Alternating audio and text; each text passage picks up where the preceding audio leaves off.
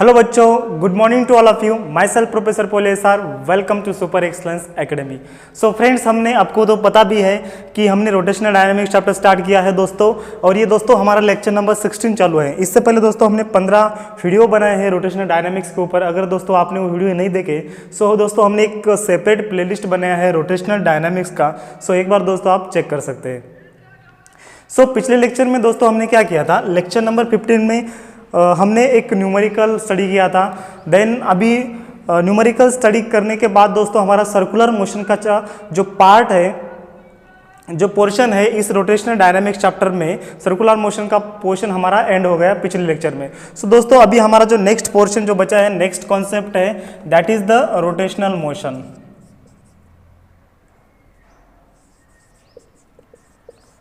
Rotational motion. So आपको तो दोस्तों पता ही है, जो रोटेशनल डायनामिक्स जो चैप्टर है दो पार्ट में डिवाइड है, एक सर्कुलर मोशन है एंड दूसरा रोटेशनल मोशन है।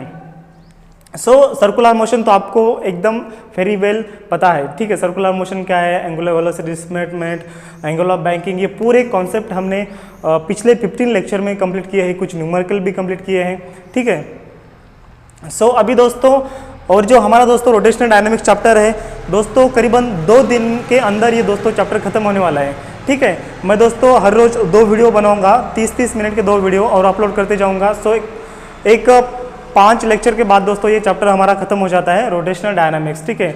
और दोस्तों बहुत जल्दी इसके नोट्स आएंगे, आप काफ़ी इंतज़ार कर रहे हैं नोट्स का, क्योंकि अभी दोस्तों मैंने क्या बोला था आपको कि पहले कॉन्सेप्ट जो है, जो कॉन्सेप्ट है अंडरस्टैंडिंग कीजिए, उसके बाद पढ़ाई कीजिए, ठीक है। सो आप वैसा ही कर रहे हैं, तो दोस्तों करीबन 2 दिन के अंदर नोट्स आ जाएगा, ठीक है। सो अभी इतने दिन आपने वेट किया, तो सिर्फ अभी 2 दिन सिर्फ वेट कीजिए, और 2 दिन के बाद आपको नोट्स मिल जाएंगे। सो दोस्तों अभी हम डायरेक्टली स्टार्ट करते हैं without wasting any time. Let's come to the point, that is the rotational motion. So दोस्तों रोटेशनल मोशन क्या है, what is mean by rotational motion. So दोस्तों रोटेशनल मोशन क्या है, मैं एक एग्जांपल देता हूं, ठीक है। ये बॉडी है, ठीक है। अगर दोस्तों ये जो रिजिड बॉडी है, अगर ये रिजिड बॉडी ये एक्सिस के अराउंड घूम रही है, और जो एक्सिस है ये इमेजिनरी एक्सिस है, ये एक्सिस दोस्तों हमको दिखता नहीं है, ये इमेजिनरी एक्सिस है, और इस बॉडी में से वो एक्सिस पास होता है, और इस एक्सिस के अराउंड ये बॉडी घूम रही है। सो उसको हम क्या बोलेंगे, that type of motion is called as the rotational motion, ठीक है। आपको दोस्तों अभी हिंदी में समझ में आ गया कि रोटेशनल मोशन किसको बोलते हैं, ठीक है। सो दोस्तों इंग्लिश में कैसे इसको हम कन्वर्ट करेंगे, a rigid body that revolves around the imaginary axis and that axis passes through the body, that type of motion is called as the rotational motion, ठीक है दोस्तों। डेफिनेशन लिख लो, डेफिनेशन, अ रिजिड बॉडी। अभी आप बोलेंगे कि sir rigid body क्या है, ठीक है। पहले हम रिजिड बॉडी समझा लेते हैं। सो दोस्तों रिजिड बॉडी क्या होता है, ये एक ऐसा बॉडी होता है जिसका शेप एंड साइज कभी चेंज नहीं होता, ठीक है। Rigid body, it is a body, it doesn't changes its shape and size when the application of external forces on it, ठीक है। अगर दोस्तों इस बॉडी के ऊपर कौन सा भी अगर फोर्स हमने अप्लाई किया, तभी भी इस बॉडी का शेप एंड साइज चेंज नहीं होता, उस बॉडी को हम क्या बोलते हैं, रिजिड बॉडी बोलते हैं, ठीक है। सो दोस्तों अभी रोटेशनल मोशन का डेफिनेशन क्या है, a rigid body which revolves around, a rigid body which revolves around imaginary axis, and that axis passes through the body,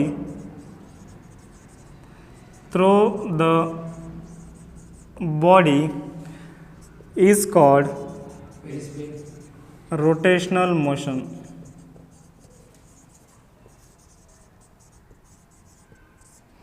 ठीक है।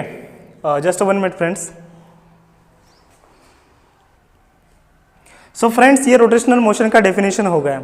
देन उसके बाद अभी दोस्तों इसके हम एग्जांपल कुछ स्टडी करेंगे। आपको तो पता है रोटेशनल मोशन के एग्जांपल कौन कौन से हैं। मैंने दोस्तों सर्कुलर मोशन जब मैंने बताया था टॉपिक, तो उसमें मैंने बताया था रोटेशनल मोशन का example, that is earth when the earth revolves around itself, that is the spinning of earth is the example of rotational motion. Then the top, when the top is revolving around its axis, okay, it is the also example of the rotational motion. And we can also take another example like that is the when the CD drive, that is compact disc, जो आपने दोस्तों CD देखा है, ठीक है, तो CD जो CD player में जो घूमती है वो कैसे रोटेशनल मोशन में घूमती है, वो एक एक्सिस के अराउंड घूमती है, ठीक है दोस्तों। एग्जाम्पल कौन कौन से हैं। First example, earth revolves around itself, ठीक है, first. Then top revolves around itself, around itself about an axis, okay। Then third example क्या है, CD, that is a CD player, in CD player CD revolves or rotates around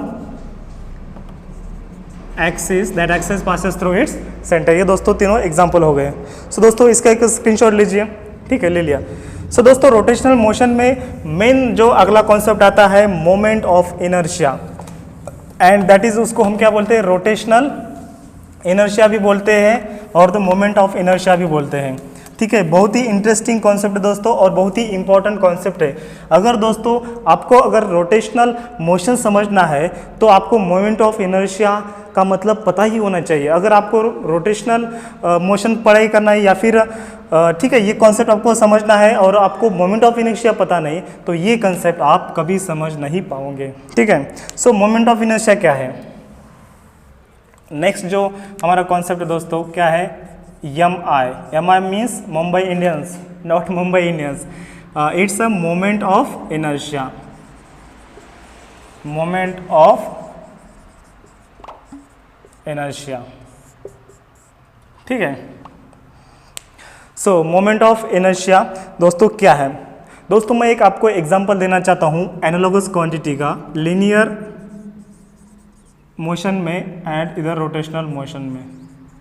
जो हमने दोस्तों analogous quantity study की है, linear motion में क्या होता है, लीनियर स्पीड होता है, यहाँ पर एंगुलर स्पीड होता है, यहाँ पर लीनियर डिस्प्लेसमेंट होता है दोस्तों, यहाँ पर एंगुलर डिस्प्लेसमेंट होता है, यहाँ पर लीनियर एक्सेलरेशन होता है, यहाँ पर एंगुलर एक्सेलरेशन होता है, यहाँ पर फोर्स होता है, यहाँ पर टॉर्क होता है, और वैसे ही दोस्तों यहाँ पर मास होता है और यहाँ पर मोमेंट ऑफ इनर्शिया होता है। मतलब क्या दोस्तों, जो एनालॉगस क्वांटिटी है, वेलोसिटी का एनालॉगस क्या है, लीनियर मोशन में वेलोसिटी, एंड उसका एनालॉगस रोटेशनल मोशन में एंगुलर वेलोसिटी होगा। वेलोसिटी होता है लेकिन ये लीनियर होता है, ये एंगुलर होता है, ठीक है। ये दोस्तों डिस्प्लेसमेंट, ये angular displacement, acceleration, angular acceleration, force, इधर टॉर्क, और यहाँ पर जो मास होता है दोस्तों, ये मास को हम as a moment of inertia से रिप्लेस करते हैं रोटेशनल मोशन, ठीक है। मतलब जो मास होता है दोस्तों उसको ही हम क्या करते हैं, इन रोटेशनल मोशन में हम मोमेंट ऑफ इनर्शिया कंसिडर करते हैं, ठीक है। सो दोस्तों ये कॉन्सेप्ट कहाँ से आ गया, मैं पहले आपको डेफिनेशन समझा देता हूँ, ठीक है दोस्तों। इसका डेफिनेशन क्या है, it is the algebraic sum of product of mass and square of perpendicular distance from the axis of rotation.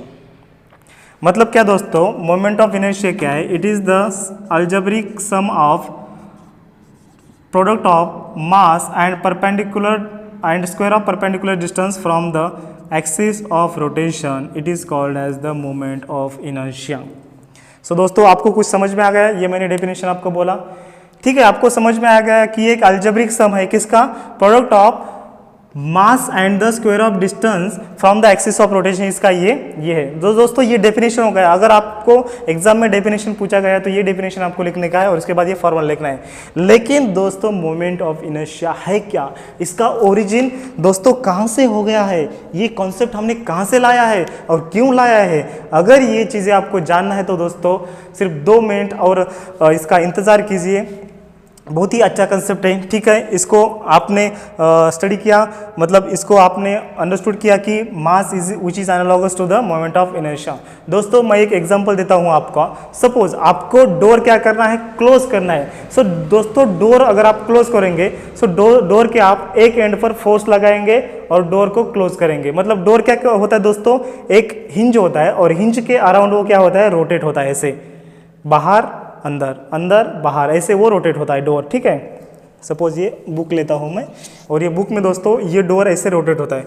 लेकिन जब दोस्तों यहाँ पर जब आप फोर्स लगाएंगे, सो ये फोर्स जो आपने लगाया है वो किसके ऊपर डिपेंड होता है, कितना फोर्स लगाना है, इस डोर के मास के ऊपर तो डिपेंड होता है, ठीक है। अगर बहुत बड़ा डोर है तो फिर ज़्यादा फोर्स लगाना पड़ेगा। लेकिन दूसरा एक चीज़ होता है दोस्तों, ये जो हम इस जगह पर जो फोर्स लगाते हैं वो जो पॉइंट है और इस एक्सिस से जो डिस्टेंस होता है उसके ऊपर भी ये डिपेंड होता है, ठीक है। अगर मैंने इस जगह पर फोर्स लगाया तो मुझे ज़्यादा फोर्स लगाना पड़ेगा, अगर मैं इस जगह पर फोर्स लगाता हूँ तो मुझे कम फोर्स लगाना पड़ेगा। मतलब ये जो फोर्स है या फिर टॉर्क है किसके ऊपर डिपेंड है, कम या ज़्यादा, ये मास के ऊपर डिपेंड है, मास ऑफ डोर, मतलब mass of body and the distance between the particle and the axis of rotation, ठीक है। मतलब जो फोर्स लगाते हैं हम इस डोर के ऊपर, ये सिर्फ मास के ऊपर डिपेंड नहीं है, ये सिर्फ इस डोर के मास के ऊपर डिपेंड नहीं है, किसके ऊपर डिपेंड है, एक वो मास के ऊपर डिपेंड है एंड दूसरा वो डिस्टेंस के ऊपर डिपेंड है। किसका डिस्टेंस, जिस पॉइंट पर हम फोर्स लगाते हैं या फिर इधर इसका पॉइंट है, ठीक है, ये पॉइंट का और जो एक्सिस ऑफ रोटेशन जिसके अराउंड ये बॉडी घूम रही है और ये इसमें का जो डिस्टेंस है उसके ऊपर ही क्या होता है, जो क्वांटिटी है या फिर फोर्स है या फिर टॉर्क डिपेंड होता है। सो उसकी वजह से दोस्तों ये मोमेंट ऑफ इनर्शिया का कॉन्सेप्ट जनरेट हो गया, इसका जन्म हो गया, ठीक है। आपको समझ में आ गया। अभी दोस्तों जब आप किसी भी गाड़ी को जब धक्का लगाते तो ये धक्का किसके ऊपर डिपेंड होता है, सिर्फ मास के ऊपर डिपेंड होता है। अगर गाड़ी का वजन ज़्यादा है सो आपको ज़्यादा फोर्स लगाना पड़ेगा, ठीक है। ये दोस्तों लीनियर मोशन में होगा, लेकिन एंगुलर मोशन में क्या होता है, सिर्फ फोर्स के ऊपर डिपेंड नहीं होता है, सिर्फ मास के ऊपर डिपेंड नहीं होता है। मतलब लीनियर मोशन में सिर्फ मास के ऊपर डिपेंड होता है, लेकिन रोटेशनल मोशन में सिर्फ मास के ऊपर डिपेंड नहीं होता है। मास के ऊपर तो डिपेंड होता ही है, लेकिन square of distance between the particle and the axis of rotation उसके ऊपर भी डिपेंड होता है। सो उसकी वजह से हमने एक नया टर्म निकाला, उसको हमने mr स्क्वायर कहा, और mr स्क्वायर को ही हमने एक नाम दिया, एक नया नाम दिया, उसको हमने क्या कहा, मोमेंट ऑफ इनर्शिया और रोटेशनल इनर्शिया, ठीक है। ये दोस्तों आपको मतलब एक जनरल भाषा में आपको समझ में आ गया कि ये रोटेशनल मोशन में ये मोमेंट ऑफ इनर्शिया है क्या, ये भानगढ़ है क्या, आपको अभी दोस्तों समझ में आ गया, ठीक है। अभी हम डेफिनेशन लिखते हैं रोटेशनल मोशन का, I equals to mr square, that is, और दोस्तों उसमें हम सिर्फ एक बॉडी का एक पार्टिकल का नहीं लेते, हम पूरे पार्टिकल का लेते हैं। जैसे कि आपको मैं समझा देता हूँ, ठीक है। ये एक रिजिड बॉडी है, ओके, एक रिजिड बॉडी है और ये रिजिड बॉडी दोस्तों इस एक्सिस के अराउंड घूम रही है। और दोस्तों ये जो बॉडी है आपको तो पता है n नंबर ऑफ पार्टिकल से वो बनी है।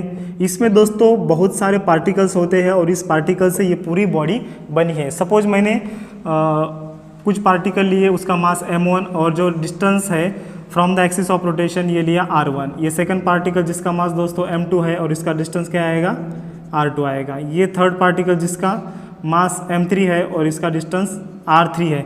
दोस्तों ऐसे बहुत सारे पार्टिकल होते हैं, ये m4 है जिसका डिस्टेंस r4 है, और ये ऐसे अनंत पार्टिकल होते हैं। जो लास्ट पार्टिकल क्या मैंने नाम दिया, mn, और जो दोस्तों जिसका ये mn है मतलब लास्ट पार्टिकल है और जिसका जो डिस्टेंस है दोस्तों क्या है, rn है, ठीक है।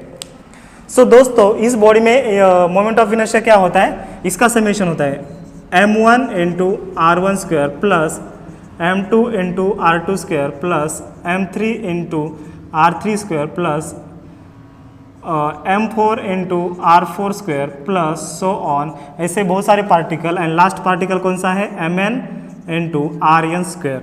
इसका जब हम एडिशन करते हैं तो ये क्या आएगा, इस बॉडी का मोमेंट ऑफ इनर्शिया आएगा अबाउट इस एक्सिस, ठीक है। अगर दोस्तों मैंने यहाँ अगर सेकंड एक्सिस कंसिडर किया तो इसका इस एक्सिस के अलोंग मोमेंट ऑफ इनर्शिया अलग आएगा, क्योंकि दोस्तों जो पार्टिकल का मास m1 तो इधर है, लेकिन जो डिस्टेंस है दोस्तों डिस्टेंस बढ़ रहा है। सो जो मोमेंट ऑफ इनर्शिया डिपेंड किसके ऊपर होता है, एक तो एक्सिस ऑफ रोटेशन के ऊपर डिपेंड होता है and the mass of particle and the distance between axis of rotation and the position of the particle, इसके ऊपर जो है मोमेंट ऑफ इनर्शिया डिपेंड होता है। ठीक है, अभी दोस्तों हमें डेफिनेशन लिखना है। इसका डेफिनेशन क्या आएगा, ये दोस्तों क्या है, सम है, मतलब एक बेरीज है, एक एडिशन है। किसका एडिशन है, सो इधर लिखता हूँ, it is the sum of, मतलब ये एक एडिशन है। किसका एडिशन है, it is the sum of product of, मतलब प्रोडक्ट है, एक प्रोडक्ट का वो सम है, product of mass of particles and square of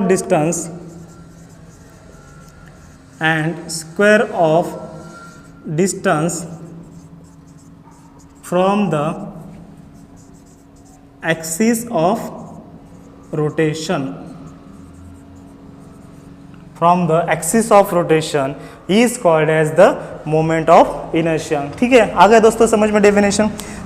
पता नहीं इधर आपको दिख रहा है नहीं दिख रहा है, मैं इसको रब करके दोस्तों ऊपर लिखता हूँ। ठीक है, इसका एक स्क्रीनशॉट लीजिए। मैं इसको दोस्तों क्या करता हूँ, ऊपर लिखता हूँ डेफिनेशन, ताकि आपको समझ में आ जाए। ये दोस्तों उसको रब करता हूँ मैं। ठीक है, सो डेफिनेशन क्या है दोस्तों, इट इज़ द सम किसका है, sum of product of mass of particles and square of distance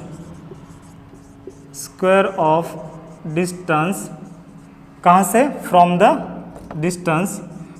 the axis of rotation से ये distance, axis of rotation is called, उसको हमने नाम क्या दिया, mi, that is the moment of inertia which is denoted by I। So दोस्तों I मतलब क्या हो गया, ये मास इनटू आर स्क्वायर। ठीक है, ये mr² हो गया। सो इसका दोस्तों SI यूनिट क्या आएगा, किलोग्राम, मास का किलोग्राम एंड आर का दोस्तों क्या है, मीटर और उसका square. So kilogram into metre square, ये दोस्तों इसका SI यूनिट हो गया। ठीक है, ये इसका SI यूनिट हो गया मोमेंट ऑफ इनर्शिया का। ठीक है दोस्तों, आपको मोमेंट ऑफ इनर्शिया समझ में आ गया। ठीक है, उसके बाद दोस्तों एक हम रिलेशन देखने वाले हैं, उसके ऊपर क्वेश्चन भी आ सकता है, derive the relation between moment of inertia and the kinetic energy in the rotational motion. ठीक है, इसका एक स्क्रीनशॉट लीजिए। ओके, ले लिया स्क्रीनशॉट। अभी दोस्तों जो अगला जो रिलेशन हम देखने वाले हैं, डिराइव द रिलेशन बिटवीन, ये दोस्तों डायग्राम सेम हमें रखना है, उसकी वजह से मैं डायग्राम इधर रखता हूँ। सो क्वेश्चन दोस्तों ऐसे पूछ सकते हैं, derive relation between kinetic energy and moment of inertia. Kinetic energy and M मतलब moment of inertia when rigid body performs rotational motion।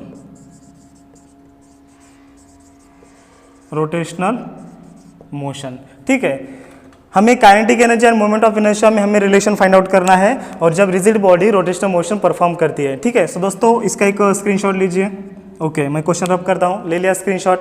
ठीक है, नहीं तो मैं नीचे लिखता हूँ। ठीक है, ऐसी कुछ बात नहीं। सो दोस्तों ये आपको फिगर ड्रॉ करना है, और जो एक्सिस ऑफ रोटेशन दोस्तों आपको लेना है, एक ही एक्सिस ऑफ रोटेशन आपको लेना है।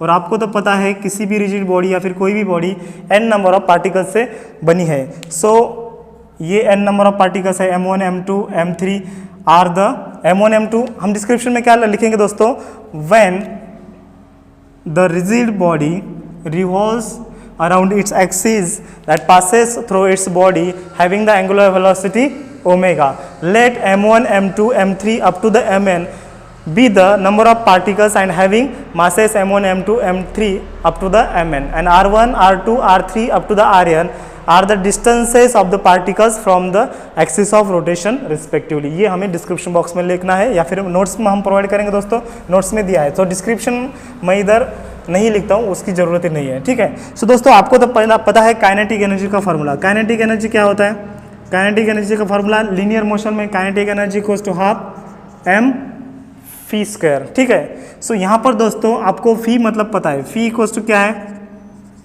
आर ओमेगा है, ठीक है। फी इक्वल्स टू क्या है, आर ओमेगा है। सो मैं इधर दोस्तों फी का फॉर्मूला लगता हूँ half of M into, so phi square क्या बन जाएगा, phi square equals to R square omega square. दोस्तों ये बन जाता है आर स्क्वायर ओमेगा स्क्वायर। दोस्तों ये आ गया काइनेटिक एनर्जी का फॉर्मूला। सो अभी दोस्तों ये जो बॉडी है दोस्तों एन नंबर ऑफ पार्टिकल से बनी हुई है, ठीक है। सो हम दोस्तों हर एक पॉइंट का काइनेटिक एनर्जी फाइंड आउट करते हैं, ठीक है। So kinetic, so body is, so rigid body is made of n number of particles, n number of particles. So kinetic energy of particles,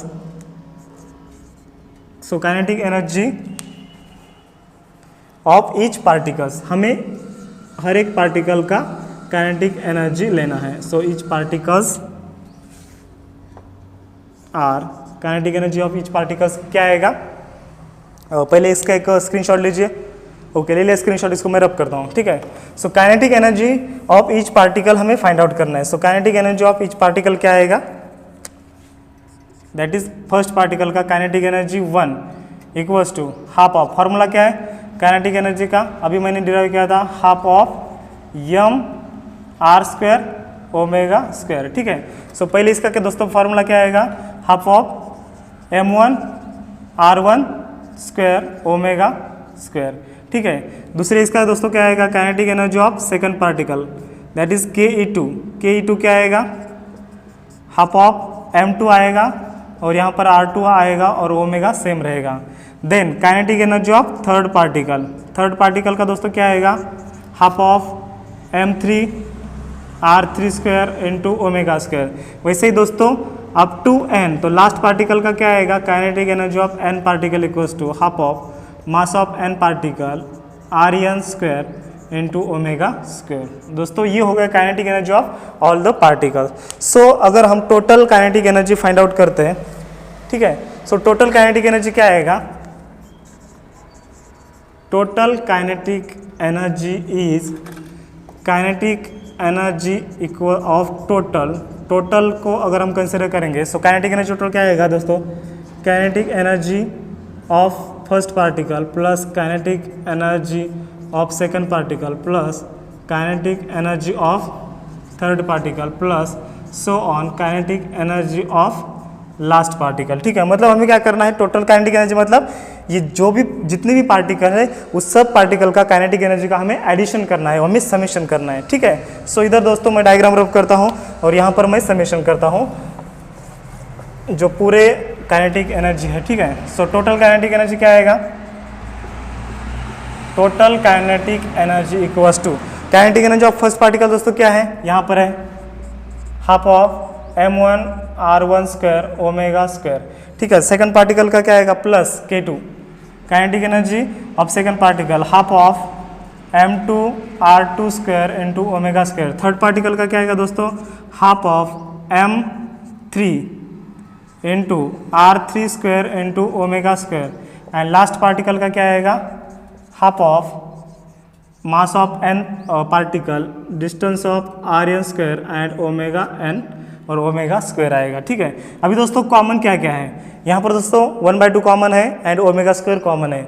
so 1/2 and omega square common निकालो, 1/2 omega square अगर हमने common निकाला तो दोस्तों in bracket बचता क्या है, m1 r1 square plus m2 r2 square plus m3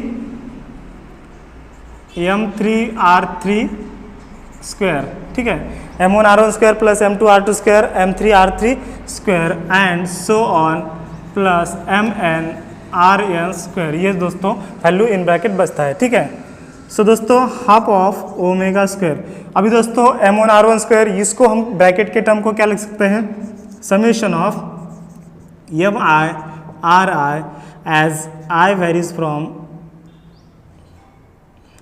mi ri square as i varies from 1 to n, जो i दोस्तों फर्स्ट पार्टिकल से लेके n पार्टी तक n नंबर ऑफ पार्टिकल तक वो वैरी होता है। सो दोस्तों ये मतलब क्या है, ये जो पूरा टर्म क्या है, ये दोस्तों है आई।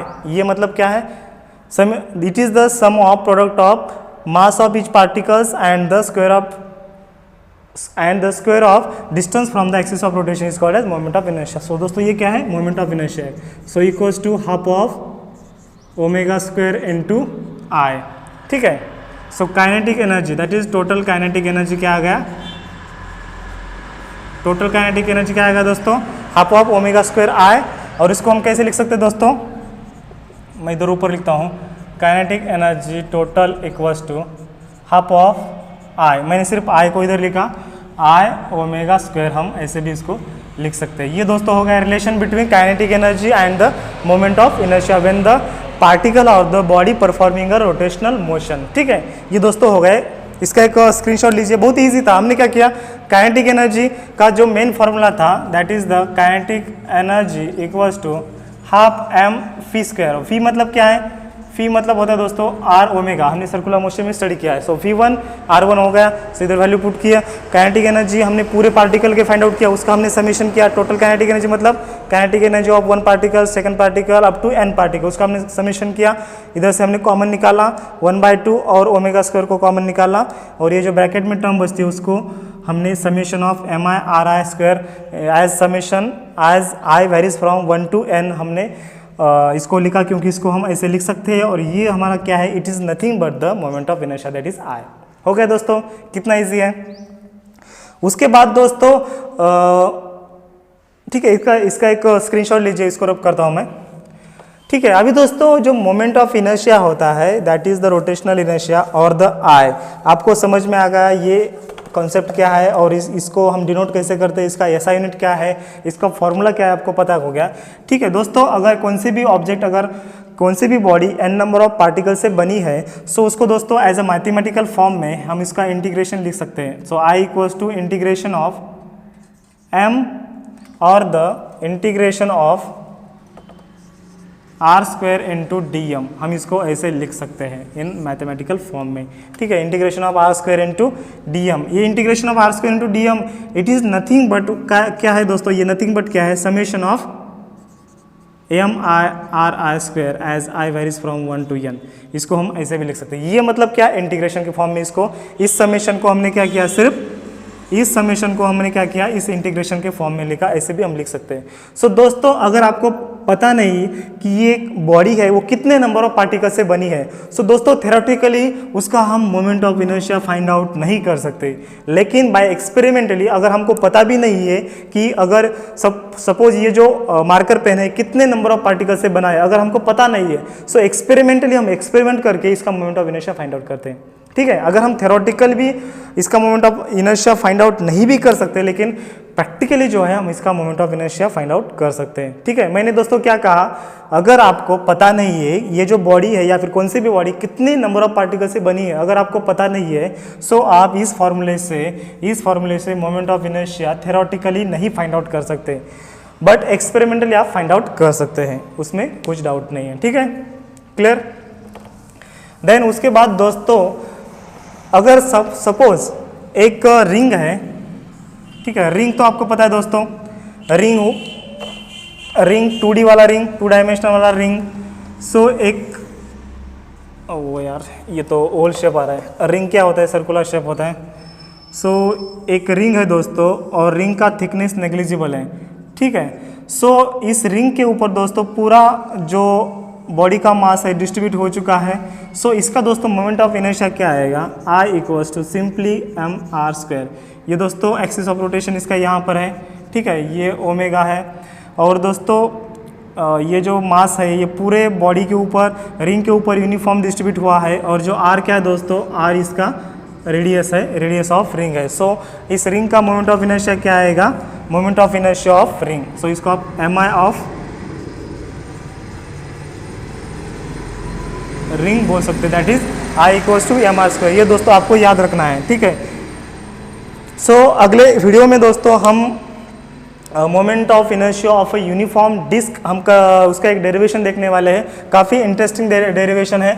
और दोस्तों 2 दिन में हमारा चैप्टर ख़त्म हो जाएगा, सो डोंट वरी, और नोट्स भी आपको प्रोवाइड हो जाएंगे, ठीक है। सो दोस्तों वीडियो को लाइक करना है और अपने दोस्तों के साथ इस वीडियो की लिंक शेयर करना है ताकि उनको भी पता हो सके कि रोटेशनल मोशन में मोमेंट ऑफ इनर्शिया कॉन्सेप्ट क्या है, ठीक है। सो दोस्तों आपके में कोई भी डाउट है, कुछ भी डाउट है, तो एज अ फ्रैंकली हम मुझे फ़ोन कर सकते हैं या फिर व्हाट्सअप कर सकते हैं या फिर कमेंट में मुझे पूछ सकते हैं। सो अगले वीडियो में मैं आपके डाउट का आंसर लेके आऊँगा। So friends, thank you for watching the video. Okay, मिलते हैं बहुत जल्दी।